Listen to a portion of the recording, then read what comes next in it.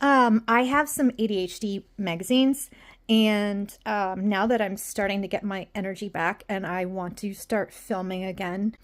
And I was reflecting on when I started this channel, and I had been doing some Learn With Me videos, and I was studying different classes to renew a phlebotomy license I have, but the classes were interesting and I could pick which ones I wanted. And one of them was about the opioid crisis.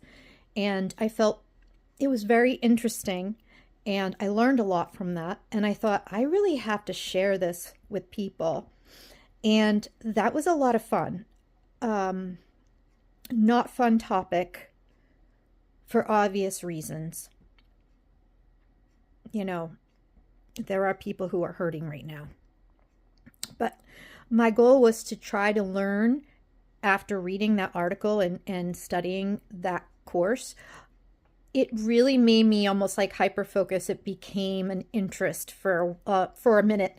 And I still would like to go back, and because I wanted to overall like go through different sources and see overall in the different cultures in the different times, addiction to opium and opioids seems to go at least all the way back to Egypt. And I had read somewhere that there were cultures in the past that got destroyed by it. So I do want to get back to that at some point because I found that very interesting. And I just had a feeling that if we could just look at the whole picture, we could have a better understanding as to perhaps how to deal with it today, maybe. Maybe it's not that simple as just not using opioids. I don't know. I also wanted to know why they invented it in the first place, as far as it being, they didn't invent opium. The poppy plant was around. It was already being used by different cultures as a drug, but in the early was it the late 1800s? Early 1900s. I forget the gentleman's name. They were already using it for patients who were in a lot of pain and suffering. They had to, that's all they had that worked that well. And apparently he created it because back then, when you're using the plant, sometimes there was no way to, how do I say this? Regulate it so that it always was a precise dose. It was so inaccurate because you were just taking it from the plant. So one person may not get enough and be crying in pain, and another might get too much and might die. So that's the birth of that.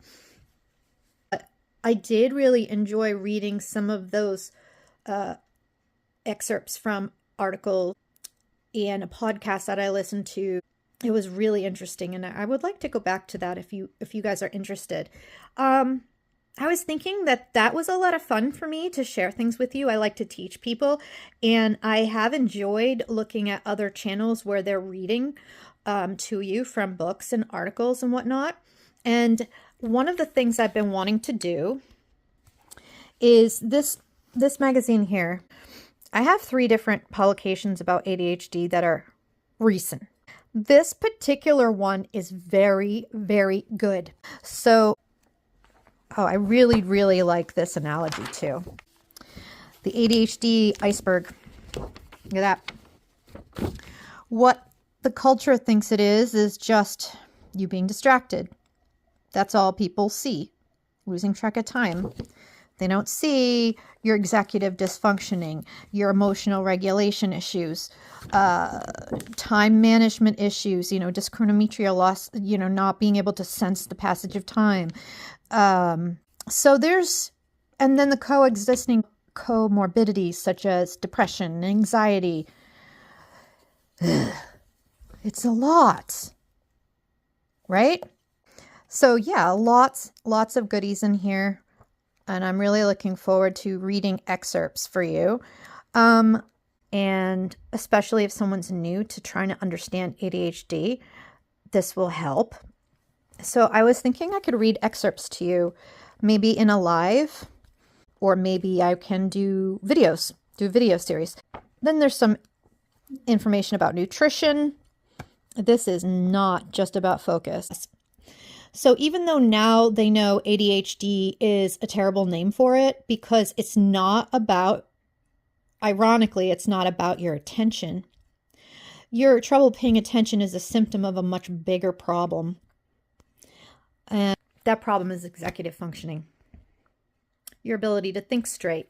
And all the other things, organize, plan, know what's important, emotional regulation. It's an executive functioning issue, right? So, and that affects everything. It affects simple things that are simple, like just being ready to work on time. I love you guys. I hope you have a great day. I'll talk to you soon.